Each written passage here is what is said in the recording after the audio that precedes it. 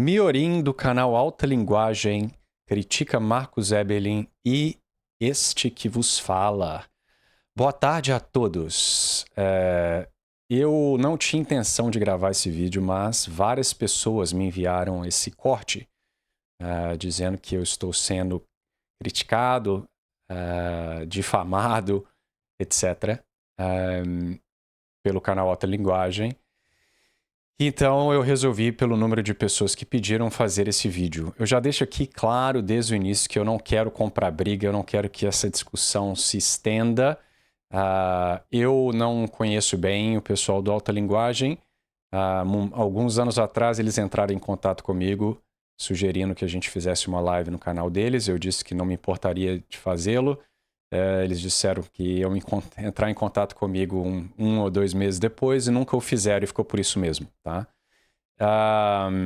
De maneira geral, eu não me importo se as pessoas falam nas minhas costas. Isso ocorre demais em canal de ateu, mas sendo católico, a situação é um pouco mais interna, né? E a gente tem um princípio que a honra de uma pessoa deve ser defendida. Não que você deva perder seu sono se alguém ataca sua honra, mas eu acho que é necessário que a gente dê algum tipo de resposta, tá? E eu dei uma olhada lá nos comentários do corte do Alta Linguagem e parece que todo mundo está descendo a lenha lá no Miorim.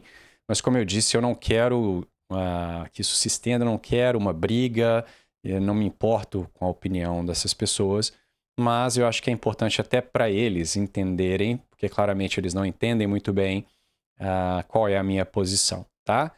E um comentário aleatório, vocês podem ver que eu estou com um microfone melhor, né? O meu microfone anterior era um microfone de campo, eu estava usando ele improvisado no USB, mas ele não foi feito para isso.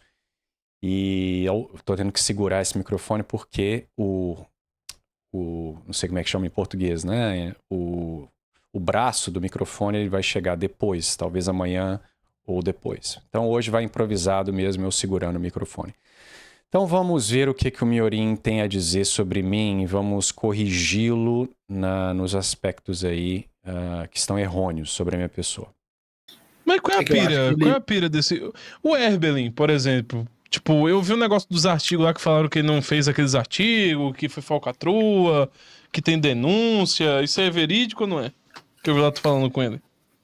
Cara, depois eu vou perguntar pra ele de forma séria, sabe? Porque, tipo, isso são alunos que foram fazer coisa com ele, e aí foi, segundo esses alunos, disse que exigiu que o nome dele ficasse no artigo, entendeu? Aí o Jaquetinha até falou, mas é assim na ciência inteira e tal. Eu não concordo com isso na ciência inteira. Mas ele tem razão, ele tem razão. Mas, tá, não é minha obrigação defender a honra do Eberlin, né? Mas eu conheço o Eberlin, já tomei café com o Eberlin, eu gosto do Eberlin, apesar de termos as nossas diferenças a respeito da interpretação do Gênesis, né? Agora, eu não sei o contexto dessas acusações. A gente já sabe que alguém que está aí criticando o mainstream, né, um cientista que está indo a público falar as coisas que o Eberlin fala, ele será atacado, tá? E caluniado. Quanto a alguém, um aluno, reclamar que o orientador vai colocar o nome no artigo, isso a pessoa não sabe como é que ciência funciona, né? O sujeito aí do meio, né, parece que é um ateu físico que às vezes fica debatendo com esse pessoal do DI, ele fala, eu não concordo com isso em ocasião nenhuma. Agora é óbvio que essa galera ateia, eles só aparecem para reclamar dessas coisas aí da ciência quando se trata de um adversário, né, intelectual. Se a mesma informação tivesse vindo a público a respeito de de um colega deles, eles não perderiam tempo batendo nessa tecla, tá? Ainda que falem que sim. Né? Falam que é uma questão de defesa aí da integridade científica. Não, é para atacar os adversários, tá? Agora, eu não sei os detalhes da denúncia, mas eu vou dizer de maneira geral. Se você está no laboratório de alguém, utilizando dos recursos que aquela pessoa conseguiu por causa da posição dela, muitas vezes você conseguiu uma bolsa porque o cara te ofereceu a bolsa. Ainda que ele não faça mais nada, só o fato de ele ter conseguido o financiamento para permitir que a sua pesquisa ocorra, isso já o qualifica como um último autor, tá? Muitas vezes o último autor, inclusive, ele provém aspectos intelectuais do projeto. Ele é o cara que escolheu o projeto para você fazer, ou ele te auxiliou em alguns momentos que você tinha dúvida, ou ele conseguiu o financiamento, seja da sua bolsa ou do projeto, ou do laboratório que você está utilizando. Então, eu não sei o contexto de graduando reclamando que o orientador quer que o nome dele entre no artigo. Eu imagino se houve qualquer contato entre Eberlin e o estudante, então é porque houve algum tipo de troca ali, né? Seja da utilização do laboratório ou do financiamento. Então, é óbvio que o nome dele tem que entrar. Isso é normal na ciência. Então, enfim, mas eu não sei os detalhes, como eu disse. Tipo, eu não concordo com isso na ciência inteira, seja quem for. Entendeu?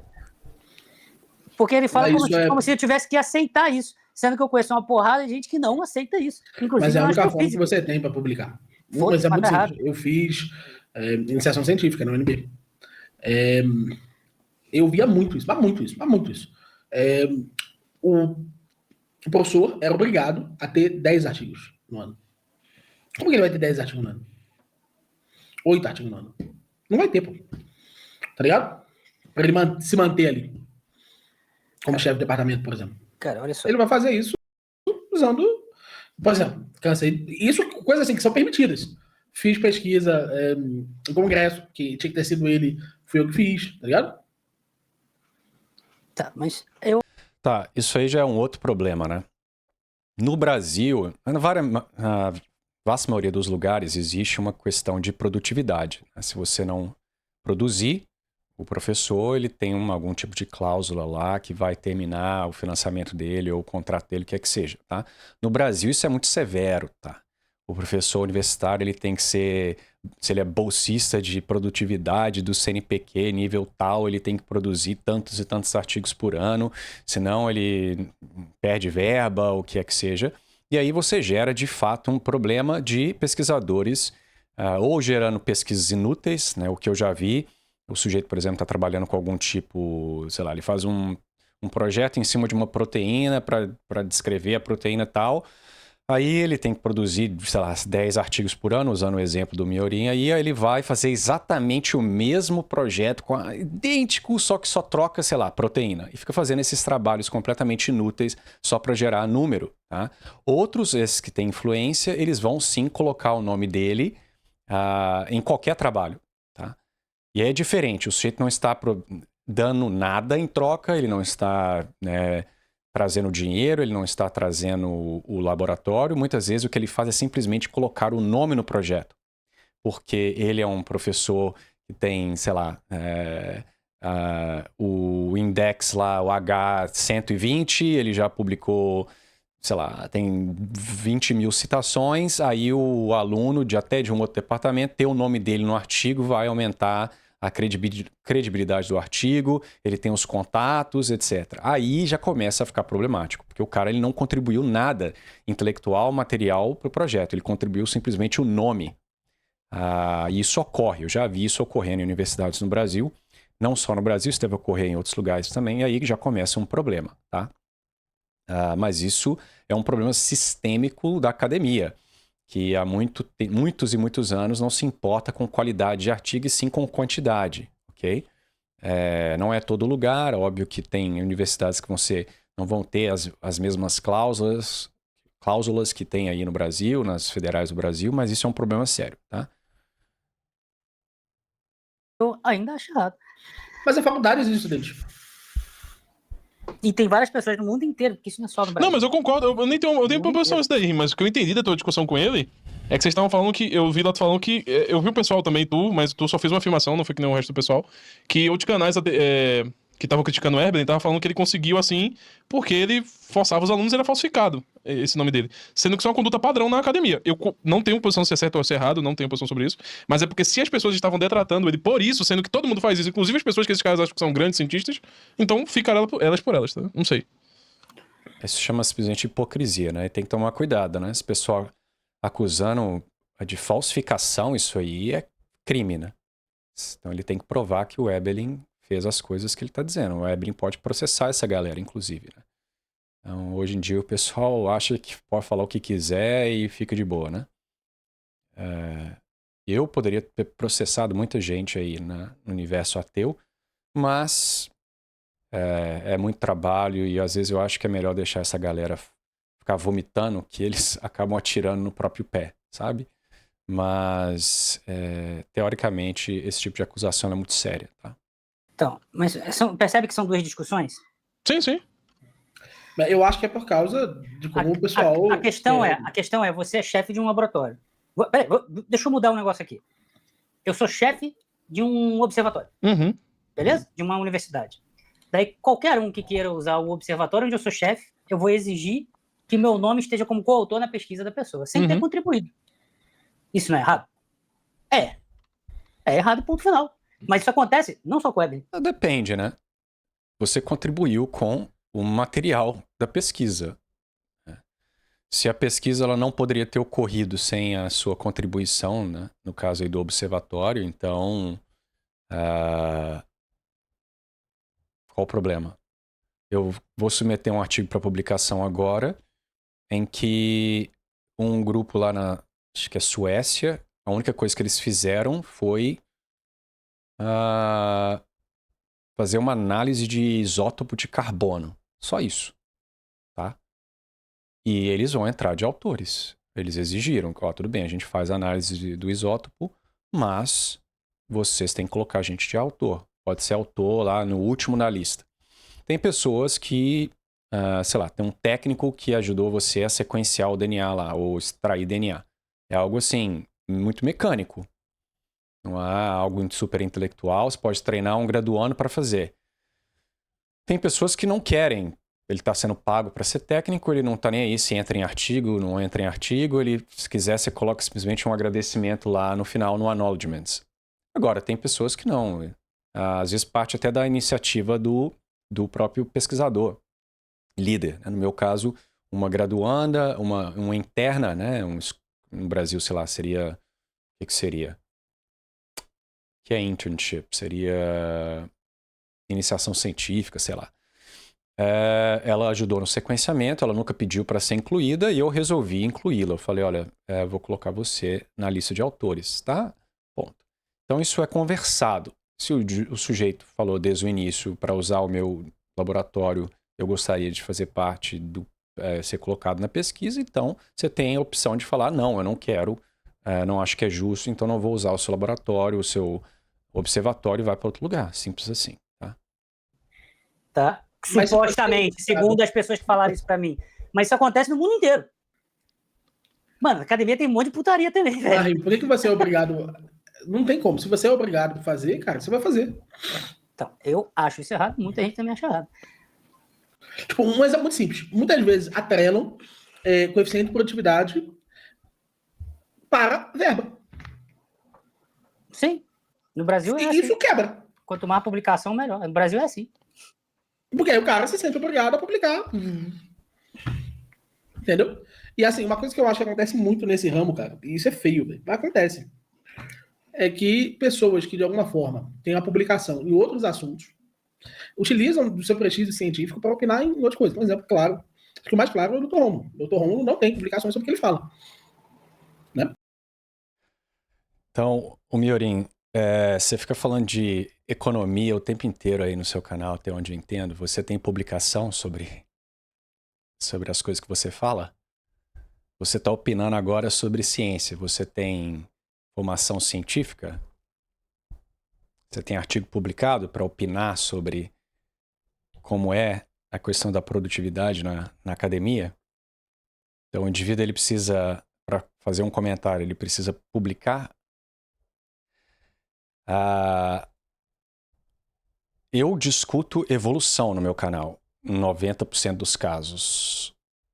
Eu publico em evolução.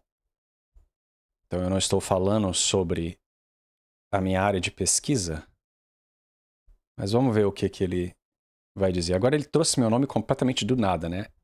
O assunto era basicamente o sistema abusivo científico, né, orientador, sei lá, e ele vai e dá um gancho completamente né, irrelevante para a conversa, mas vamos lá. Doutor Rômulo, ele não, de fato, não trouxe. Cara, eu pessoalmente nunca liguei pra essa porra. Não, mas o problema não é isso não. Você imagina você publicando porque eu não acho normalmente, como se nada tivesse acontecido, tá ligado? Você publica como se o evolucionismo fosse um fato. E aí você, na rede, você usa essa influência de você ser professor de Oxford, porra toda. Tem um pulo, né? Não, olha só. Então você preferiria que eu não tivesse publicações em evolução e falasse sobre evolução sem saber? Eu sempre me apresentei como um especialista na área de evolução. Então você está insinuando que eu sou um dupla face aí, né? Você está dando uma de Antônio Miranda, basicamente. Fazendo exatamente o mesmo argumento que Antônio Miranda fez. Vocês dois podem dar as mãos e cantar num campo de flores. Miorim, existe uma distinção, né? Só porque eu critico certos aspectos da teoria da evolução não quer dizer que eu rejeito a teoria como um todo. Eu já disse umas 400.000 vezes que o problema está na definição de evolução.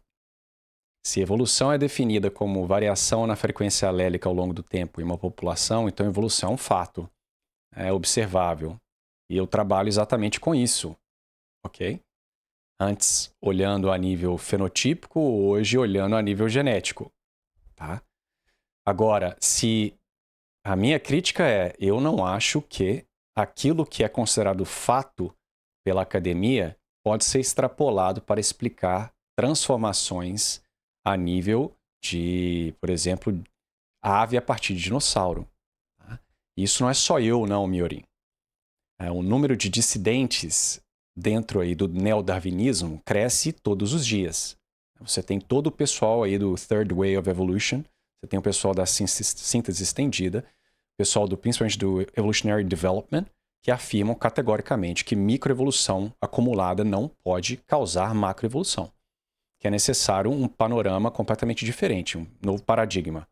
E é por isso que eles tentam demonstrar que alterações a nível de desenvolvimento poderiam, em princípio, né, isso não foi demonstrado ainda, apesar de a tentativa feroz aí de conseguir provar essas coisas, de que alterações a nível, né, macro mudanças, alterações aí, por exemplo, em genes homeobox de desenvolvimento poderiam levar a uma mudança não gradual, um salto fenotípico. Então isso aí, pessoal da próprio ateu evolucionista falando. Então eu não posso falar a mesma coisa? Você não sabe nada de evolução, Miorim. Eu tenho certeza. Você não tem conhecimento da área, você não saberia, talvez você, me parece, né, uma vez que você está me criticando nesse aspecto, você deve acreditar em evolução, você deve acreditar aí que Adão era um hominídeo que nasceu aí de um hominídeo não intelectual, sei lá qual que é a sua visão. Mas eu tenho certeza que se eu te convidasse aqui para esse canal, você pedisse para você me dar um resumão de como que microevolução pode ser extrapolada para macroevolução, você não saberia me dizer. Né? Então, não houve contradição nenhuma. Eu nunca neguei trabalhar com evolução. Inclusive é isso que torna, como você mesmo disse, esse canal atraente, porque eu sei do que estou falando. Tá? Você pode não concordar com meus argumentos. Agora, dizer que há má intenção, que eu estou me utilizando das minhas credenciais para falar algo que eu sou dupla face, aí você está dando mirandagem, né, ô Miorim? Quem precisa de inimigo quando se tem amigo como você, né? Tá parado aí. Eu nunca liguei pra essa porra. Eu nunca achei que isso validasse nada, entendeu? Ah, não, esse cara aqui tem 70.000 artigos desse assunto, então o que ele fala, não necessariamente. A gente pode aplicar um filtro. Exceto quando o cara fala aquilo que eles querem ouvir, né? Então é assim, carteirada pode, essa turma. Se o sujeito for, o Pirula tem doutorado, aí pode. O fulaninho de tal lá, o Richard Dawkins, era professor de Oxford, quem é você para falar alguma coisa? Aí a carteirada pode. Quando o sujeito é do lado, né, inimigo na visão desse povo, Aí, de repente, a carteirada vira falácia. Ah, você está apelando à autoridade. Ah, só porque você tem doutorado ali ou aqui, ou porque tem artigo publicado assim, assado, isso não vale nada. Então é aquela 2 pesos, 2 medidas, né? É óbvio que você vai, um filtro inicial, que você vai dar atenção para alguém que, digamos, é cosmólogo, falando de cosmologia. Sim. É óbvio que, porra, o cara é cosmólogo, trabalhou a vida inteira com isso e publicou um novo artigo. Aí você vai lá dar uma atenção. Mas não significa que ele tá correto, só significa que é um filtro. Entende? Como filtro, beleza. Claro, mas o lance é que o cara não avisa pro público que ele não publica. O Evelyn é um excelente exemplo. Ele não publica naquilo que ele fala. Só isso. E o que isso tem a ver, o Miorin? Olha a inocência do Miorin, né? Então, o Evelyn acredita em terra jovem e, sei lá, umas visões teológicas aí que eu discordo fortemente. Ele vai publicar isso em que artigo? Em que revista, Miorin? Você quer que ele faça o quê? Que ele publique um artigo de revisão de pares discutindo a idade da Terra. É isso? Não seria um artigo de ciência. E ainda que fosse, sei lá, eu estivesse dando algum tipo de prova química para a questão de preservação de alguma coisa ali, sei lá, provando que tecido mole em dinossauro é impossível. Tem que ter uma terra jovem. Até a parte dele criticar a questão da preservação de tecido mole, talvez ele consiga publicar isso daí. Se ele enfiar uma sentença dizendo que isso, portanto, sugere que a Terra talvez, ou que esses organismos não viveram há, sei lá, 80 milhões de anos atrás, esse artigo não vai passar na revisão. Tá? Recentemente saiu um artigo na Nature com um novo sequenciamento do genoma humano. Tá? Se você olhar o pré-print, né, o preprint, você vai ver que eles tinham colocado lá um alerta de que o 99% lá de similaridade com o chimpanzé era uma medida que não estava correta, que havia nuance, que isso, papapá, e o trabalho deles mostrava que não era bem assim, tá? Essa sentença desapareceu do artigo quando ele surgiu na Nature, tá? E eu tenho certeza que isso foi removido a pedido de revisores, tá? Então, esse é o mundo que que nós cientistas vivemos. Tá? Eu já dei o exemplo aqui de um pesquisador que eu conheço pessoalmente, então não é algo que eu estou especulando, tá? Ele escreveu um artigo de comentário de um outro artigo sobre seleção natural em populações aí selvagens, e no comentário ele estava mencionando Darwin, e ele escreve design inteligente no contexto darwiniano lá, do que Darwin estava falando. Tá? O argumento de Darwin tinha nada a ver com design inteligente, moderno. E o editor da revista pediu para que ele tirasse o termo design inteligente do artigo para não causar confusão. Tá? Isso porque ele não estava falando de design inteligente, ele estava falando de Darwin, contexto vitoriano lá. Tá? Então, esse é o esquema. Então, você exigir que o sujeito publique algo desse tipo é uma inocência. Você está comendo da comida do seu inimigo, basicamente, né? Acreditando em umas idiotice dessa. Você está dando os mesmos argumentos que os ateus nervosinhos dão. Ok? Agora, é possível você, de forma singela, colocar sementes de dúvidas no seu artigo, simplesmente mostrando que o processo não funciona. Agora, se você começar a delinear em excesso as consequências dos seus resultados de uma forma que coloque muito em dúvida, você será criticado pelos revisores. Então, é um jogo que tem que ser jogado, infelizmente. Eu queria que a academia fosse livre e o sujeito pudesse, tal qual Newton, colocar Deus e física na mesma frase. Hoje em dia, Deus foi banido da ciência. Ele muitas vezes está falando da relação de Deus, Gênesis, como que ele vai colocar isso em um artigo científico. E quem que não sabe que o Eberlin publica as coisas que publica? Em que momento eu sempre falo sobre como a academia funciona no meu canal. Então, eu estou... em que momento... meus ouvintes podem escrever aí. Vocês se sentem ludibriados pela minha posição? Em algum momento eu tentei esconder que eu publicava artigos sobre evolução?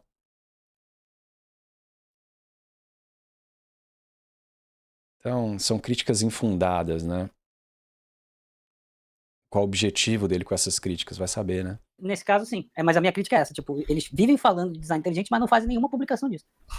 E é estranho, porque eles fazem, né? Eu não sei o Ebelin, mas você tem pessoas aí que publicam em design inteligente. Tá?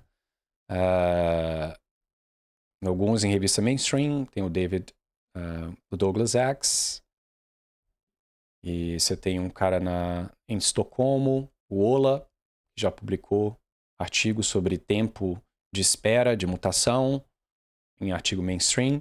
E quando esses artigos são publicados, a academia cai em cima.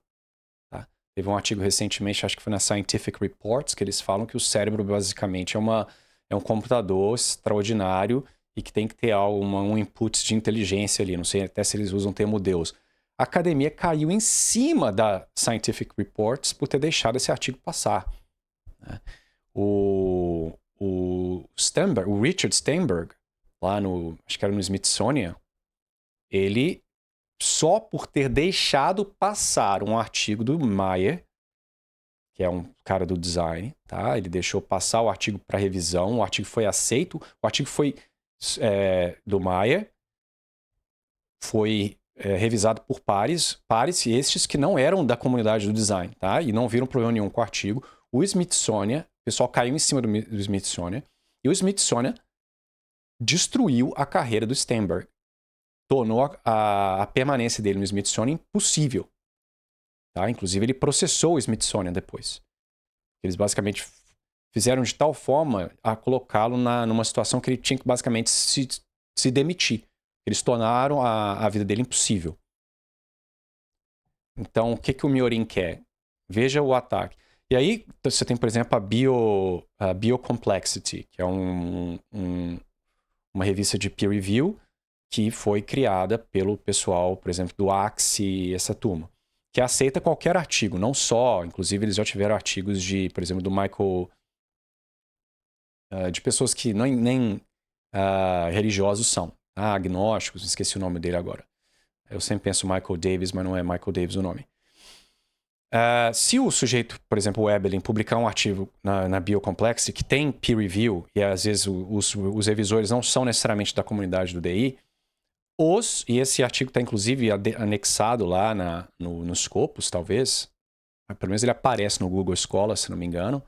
Apesar disso, também não queriam ter feito, porque é artigo de criacionista, então não pode colocar no escopo, sei lá o quê. Não sei como é que está a situação. Mas se o Ebelin publicasse um artigo totalmente mainstream na Biocomplexity, fosse revisado e publicado, o pessoal ateu diria que esse artigo não vale nada, ainda que a ciência ali colocada fosse perfeita. Ainda que tivesse sido revisado por 2 ateus que não viram problema nenhum com o artigo. Só por ser um artigo, uma revista que está, de certa forma, vinculada a indivíduos que participam da comunidade do DI, esse artigo teria 0 credibilidade entre os ateus. Então, Miorin, você me diz qual que é a solução? Você quer que o cara o quê? Suicídio, carreira, que ele tente publicar um artigo lá dizendo, não sei o quê, esse artigo nunca será publicado. Aí já vi nego falando, então faz um pré-print e coloca lá, já que ninguém vai revisar. E aí? A consequência é a mesma. Agora você tem um pré-print que vai estar lá com uma informação que vai causar basicamente o que aconteceu com o Steinberg.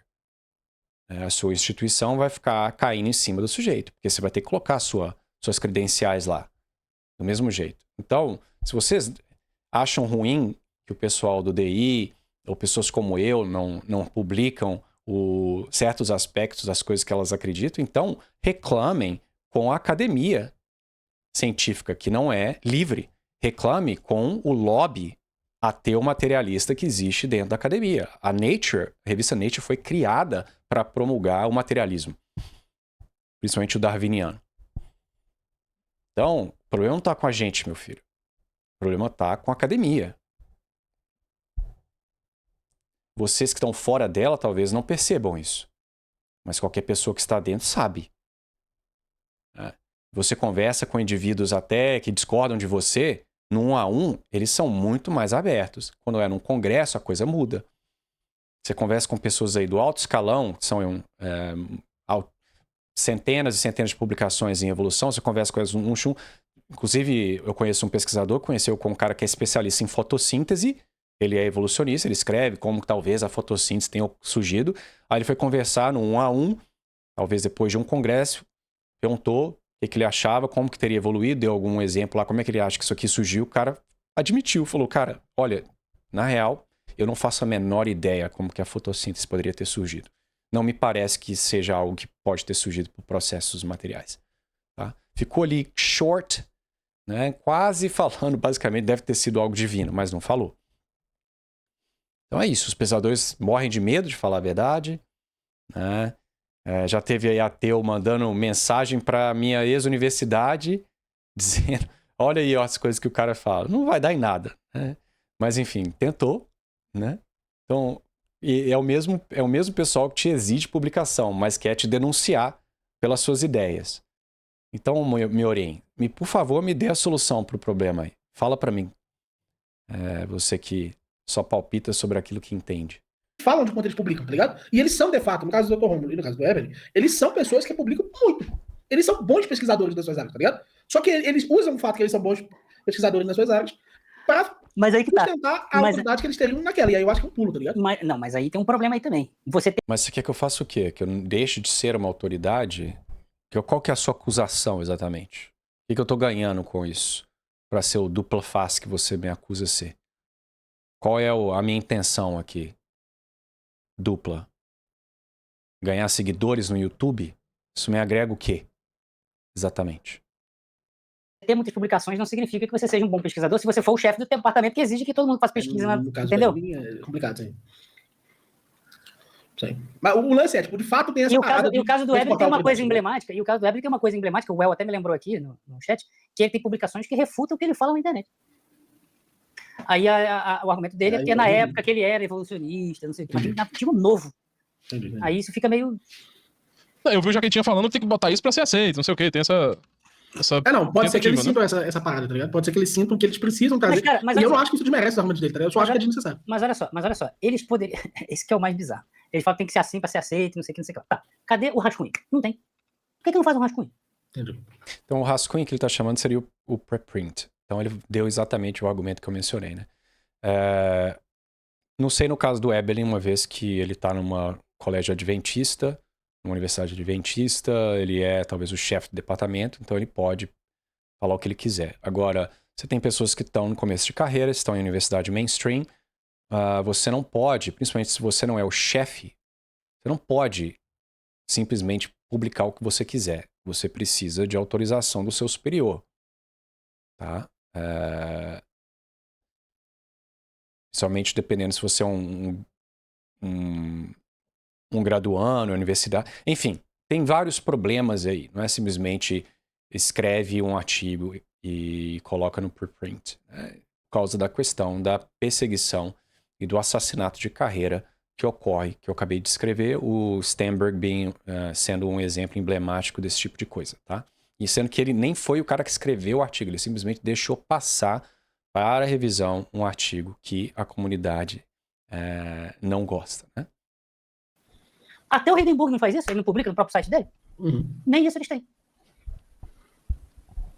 Sim, de fato. Qual que é a diferença do cara fazer um vídeo ou ele escrever um artigo? O que tem que ser da forma que você quer? A minha intenção não é pregar para cientista. Esses aí não vão mudar de ideia na maioria dos casos. Minha intenção é falar para o público leigo. Porque eu acho que é uma questão, para mim, que envolve a fé das pessoas. Envolve a credibilidade da ciência. Então, a minha intenção é acordar os leigos. Então, para o leigo é muito melhor ele escutar um vídeo, ver uma apresentação de PowerPoint, do que ele ler um pré-print. Eu não estou aqui para convencer a cabeça lá da Universidade de Cambridge que ele está errado em acreditar, sei lá, que a vida surgiu espontaneamente numa poça.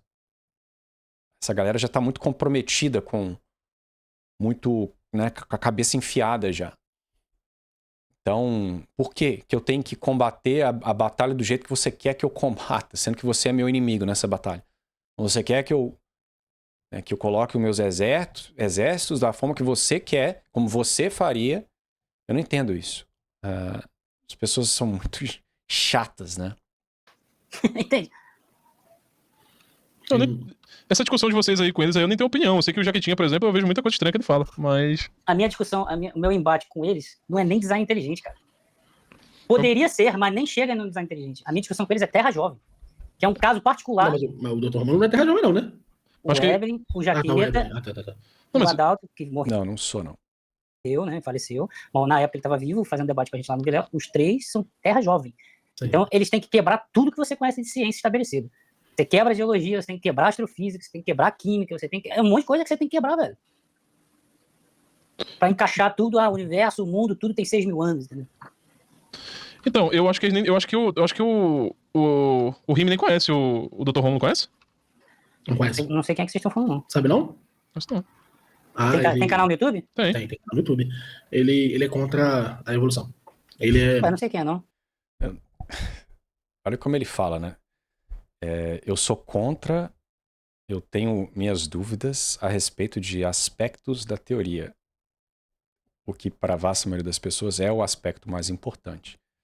Eu não tenho problema nenhum com uma população de tentilhão diversificando em ilhas e ser, na nomenclatura moderna, serem chamadas, taxonomia, cladística moderna, serem consideradas espécies diferentes, tá? Se isso é evolução, então eu sou evolucionista. Já falei isso umas 500 mil vezes aqui nesse canal. Agora, quando você vai, o que eu falo sempre, se você vai avaliar o que está acontecendo realmente a nível molecular, nessas ditas especiações, o que você vai ver é que as variações são geralmente acidentais e muitas vezes se trata de algo reversível e de algo que muitas vezes é uma quebra, tá? Por exemplo, quebra de expressão gênica, ou muitas vezes essas transformações, até no caso aí dos tentilhões, ela é plástica, tá? Então nem se trata realmente de evolução no sentido clássico. Tá? Agora, dizer que alteração de nucleotídeo no DNA vai eventualmente transformar um tentilhão em outra coisa que não um tentilhão, essa que é a questão que tem que ser discutida. E, como eu disse, não é só Rômulo que acha que as explicações são insatisfatórias, tá? No neodarwinismo. O pessoal da síntese estendida está chegando mais próximo da verdade, mas eles também não têm uma solução para o problema da macroevolução.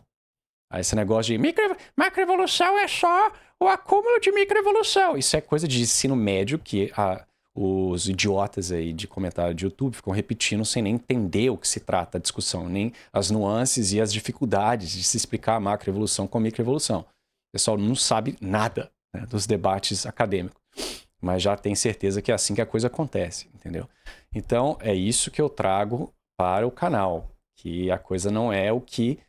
Quem, na verdade, é dupla face é o pessoal da academia, que nunca fala para os estudantes, seja na própria academia, na universidade, ou para os leigos, que existem dúvidas ferozes, né, intransponíveis sobre esses processos. Não, eles são ensinados que a evolução, a macroevolução é um fato, pode ser extrapolada da microevolução, que tudo está bem, que as discussões elas não se tratam das coisas essenciais da evolução, que a ancestralidade comum nunca foi questionada, que está tudo certo. Então, quem que é o dupla face aqui? É eu? Ou são os acadêmicos evolucionistas que não falam para o público as dificuldades que essa teoria enfrenta entre os seus próprios pares? Tá? Cadê a exigência da transparência aí dessa galera que vocês pedem? Eu não vejo ninguém pedindo transparência. Sempre tem alguma resposta na ponta da língua. Ah, mas ciclano de tal já respondeu essa objeção. E o sujeito, você pede para ele, então me explica qual que é a resolução da objeção. Ele não faz a menor ideia. Ele ouviu falar que alguém resolveu o problema. Tá entendendo? E assim vai. A farsa continua. Ele é um cara que ele é pesquisador em Oxford. Doutor em Oxford. Publica, doutor em Oxford. Além de pesquisador, ele é doutor em Oxford. Tem uma cadeira lá em Oxford, professor. Eu não tenho uma cadeira em Oxford. Eu não sou professor em Oxford, Miorim. Quem me dera, mas isso não é verdade. Eu tenho um PhD por Oxford. Apenas. That's it. Formado em Harvard, PhD. Só que Não sou formado em Harvard. Eu sou formado, tenho o doutorado pela Universidade de Oxford. Só isso. todas essas coisas, mora na Inglaterra, todas essas coisas, ele faz, tipo, na área de evolução, tá ligado? Tipo, ele age como se ele fosse um pesquisador evolucionista qualquer. Só que, No YouTube tem outro. no YouTube, ele defende outra coisa, tá ligado? Eu não ajo como um pesquisador qualquer. Eu já tive diversas conversas com colegas sobre as dificuldades do evolucionismo. Você é o que eu falo. No 1 a 1, você ficaria surpreso com a abertura que as pessoas têm, tá? Inclusive, eu, uma vez em Oxford, tinha uma colega que ela era ateia da China. E eu, uma vez conversando no final do doutorado, ela resolveu, inclusive, trocar de área. E quando conversando com ela, uma das razões é que ela simplesmente não enxergava essa evolução que ela estava estudando. Ela começou a achar que a pesquisa dela era meio inútil. Ela resolveu ir para o setor privado. Uma ateia da China, tá? Então, eu já tive conversas com pessoas abertamente falando, olha, eu tenho dúvidas severas sobre isso, isso e isso. Ok? Agora, eu gosto de estudar adaptação. Eu não tenho nenhum problema com o processo de adaptação, que hoje é considerado como um processo evolutivo. Mas na maioria dos casos, a adaptação ela sequer ocorre por mutação de novo. Ela se trata geralmente de o que a gente chama de standing genetic variation ou algum tipo de plasticidade ali, fenotípica, tá? Então, qual o problema de eu gostar desse assunto e querer estudá-lo? Entendeu? E é exatamente porque eu faço que eu vejo de primeira mão as dificuldades que esses processos aí da genética de populações pode ser extrapolado para gerar um organismo completamente diferente, entendeu? Então, qual que é a contradição aqui? O cara fala como se eu estivesse lá... Nossa... eu fui numa conferência 2 a 3 anos atrás e eu desafiei a mulher lá, especialista em Neandertal, ela falando que Neandertal, espécie diferente. Eu fiz uma pergunta, eu falei, olha, você está aqui dizendo na sua palestra que Neandertal e o dito humano estavam reproduzindo. Isso agora já virou mainstream. Existe, sei lá, a população europeia tem 2% das variantes que vêm de Neandertal. Então, como que você pode afirmar que isso daí é uma espécie diferente? E se é um humano, você não acha que você está potencialmente atacando a dignidade de pessoas que faleceram, porque você está chamando elas de não humanos, de criaturas primitivas? E ela falou, eu basicamente não acho que seja uma espécie diferente, mas a distinção de espécie veio veio da morfologia, né, da paleontologia e acabou pegando, etc. Não sabia, né? Antes não tinha essa informação de DNA, etc. Enfim, eu desafiei a mulher em um aspecto a refletir sobre a questão da humanidade. É o que faz uma pessoa ser homem. Então, eu não estou agindo como qualquer pesquisador. Agora, porque eu publico sobre microevolução, isso me faz um hipócrita? Não, eu gosto de estudar a microevolução. Eu gosto de estudar a plasticidade fenotípica. Qual o problema disso? Me mostra alguma publicação minha que se trata de defender que um processo macroevolutivo, novos Bauplans surgindo. Até os artigos ou pesquisas que eu fiz envolvendo filogenética era de alteração dentro de uma única família de organismos. Eram alterações completamente, do ponto de vista filosófico, acidentais, coloração, tamanho. O que tem de errado nisso? Isso ocorre. Nunca neguei que isso ocorria. Então, Miorim, antes de você acusar alguém de ser dupla face, né, de estar manipulando as pessoas, de se esconder, enfim, né, antes de caluniar alguém, procure conhecer a pessoa. Tá? Se você tivesse mantido o convite que você me fez para ir para o seu canal lá, que você, por alguma razão, desapareceu depois, você teria um pouco mais de compreensão das coisas que eu acredito, né?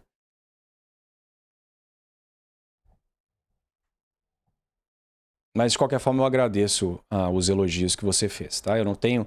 Olha, eu não tô com raiva, eu não tô incomodado, entendeu? Eu tô simplesmente te corrigindo por uma questão de honra e para te prevenir, né, de cometer pecado. Porque você ficar caluniando uma pessoa, ainda que você não tenha feito de uma forma extremamente grotesca, né? E foi bem ponderada, ainda assim não deixa de ser próximo de uma calúnia. É equivalente, Ou no mínimo um juízo temerário, tá? Então tome cuidado com isso. Ao Afonso, do Ciência de Verdade. Que ele tem publicações reais e... Doutor em geofísica e tal, tese de doutorado baseado numa Terra Globo, né? Mano, geofísico, velho. Porra, tá estudando ondas simples. Não é que ele é contra a evolução, não. Ele nunca aí ele vai e faz vídeo de terra plana, velho. Eu vi um short dele contra a evolução. Eu vi um short dele literalmente sendo contra a evolução. É um Era um short dele falando... Não, o Dr. Romulo falando que a evolução, ela era... Cara, você tá obcecado comigo, né? O outro tá falando lá do Alfonso, você me traz de novo pra conversa, cara. Você tem algum problema comigo? Você ficou magoado, talvez? Achou que eu recusei o seu convite? O que foi? Você tá me trazendo pra conversa o tempo inteiro. Um argumento que era tão fácil de ser aderido, tão fácil de ser visualizado, porque ele era algo que poderia ser explicado para uma criança. E aí ele dá alguns exemplos. Sim, e I stand by it. A ideia de que existem variações, e aquelas variações que conferem uma vantagem vão fazer o indivíduo sobreviver mais, reproduzir mais e passar essa variação para frente, qualquer criança entende. E é algo que já deveria levantar suspeitas de alguém, que um mecanismo tão simplório seja capaz de explicar toda a origem de todos os organismos, a origem de toda a diversidade na Terra. E a pergunta que nunca é respondida é da onde vêm as variações que passam para frente? Porque seleção, como eu já falei 1 milhão de vezes, é uma consequência de uma variação benéfica existir na população. Então, o que deve ser explicado pela evolução é como aquela variação ela surge. Tá? Então, a ideia central do darwinismo, se você ler lá o Origem das Espécies, você vai ver que é uma ideia extremamente simplória. Uma criança de 5 anos consegue compreender. Exemplos durante essa explicação e ele fala que ele descarta a evolução. Ele falou isso. Mas nos artigos ele usa a evolução. Precisamente. Tá ligado? Eu acho que o Dr. Romulo não descarta a microevolução, isso é verdade. Ele faz essa distinção. Ele faz essa distinção de micro e macroevolução, isso é verdade. Então agora, depois de 10 minutos, depois de basicamente quem te assistir até o presente momento, vai achar que eu sou um dupla face, que eu estou manipulando os meus ouvintes. E agora, 10 minutos depois, você resolve fazer esse comentário que eu faço uma distinção entre micro e macro e que o que eu rejeito é a macro, mas aceito a micro. Então, tudo que você falou até agora perde a credibilidade total, né? Você acabou de se contradizer. Então, qual que é a sua, Miorin? Você acabou de se refutar em um comentário. Não sei quem que você falou. O Romulo fala que a evolução é um termo ambíguo. Não, eu já vi essa distinção. Eu não entro, cara, eu não entro nesses assuntos. Eu não entro nesses assuntos para debate. Não significa que eu não saiba, porque, porra, eu dou uma lida, dou uma estudada, mas eu não me sinto apto para debater esses assuntos, entendeu? É diferente de, por exemplo, cosmologia, que eu sei um monte de coisa de cabeça. Aí vem um cara para falar as coisas erradas de cosmologia, eu consigo consertar em tempo real, pô. Mas não é porque eu sou fodão, não, cara, gasto meu tempo estudando astronomia, que é o que eu gosto, pô. Inclusive, eu tive que botar um trecho do vídeo aqui para mostrar como vocês estão só mentindo. Então é isso. Eu não sei nem o que dizer, né? Porque ali no final, como eu disse, ele basicamente anula tudo que ele falou até aquele presente momento.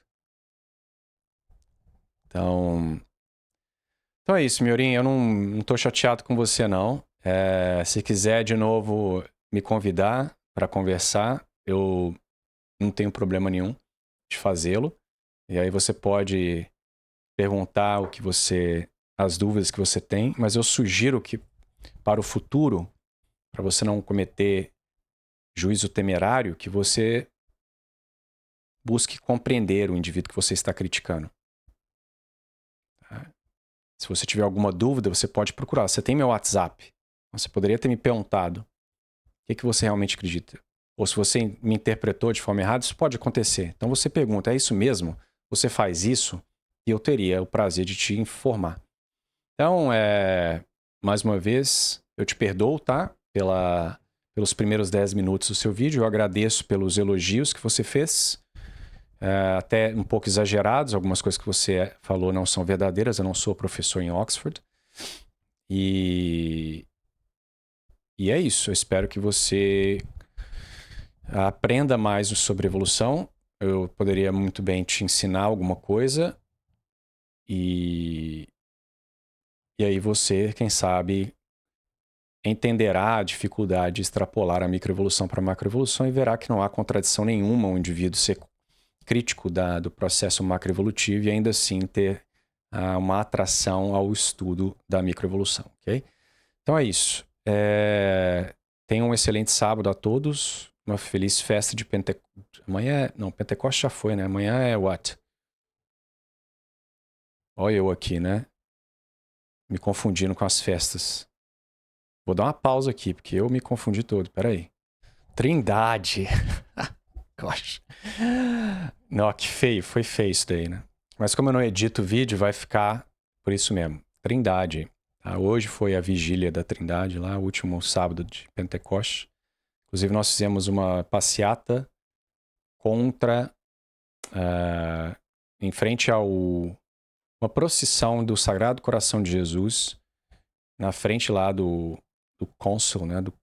Não sei como é que seria no Brasil, um órgão do governo local, regional ali, porque eles não permitiram que a gente hasteasse a bandeira do Sagrado Coração, né? Porque a bandeira lá do arco-íris, pessoal do alfabeto, no mês de junho eles colocam, né? Então a nossa paróquia a gente pediu, já que você está fazendo isso, então, uma vez que junho é um mês consagrado ao Sagrado Coração de Jesus, então nós pedimos que você também hasteie a bandeira do Sagrado Coração e, obviamente, o governo negou, tá? Então, a bandeira do alfabeto pode, mas a bandeira de Cristo não pode. Então, a gente fez um protesto com uma passeata hoje, caminhando pelas ruas de Londres até o local lá do governo e cantando e, obviamente, tivemos missa antes, tá? Então, é isso, galera.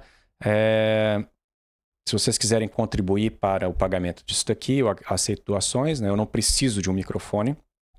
Para mim, o meu trabalho basta isso daqui. Tá? Eu comprei isso daqui exclusivamente para o benefício dos senhores. Eu não vou utilizar isso fora do contexto de gravação de vídeo, né? Ainda tem que comprar, né, o bracinho do microfone, tá? Então, são microfones caros, né? E então, quem quiser fazer uma contribuição aí com Super Chat ou, né, no Pix, eu agradeço. E conto com a boa vontade dos senhores. Então é isso. Tenham um excelente final de semana e uma boa festa da Trindade amanhã. Fiquem com Deus.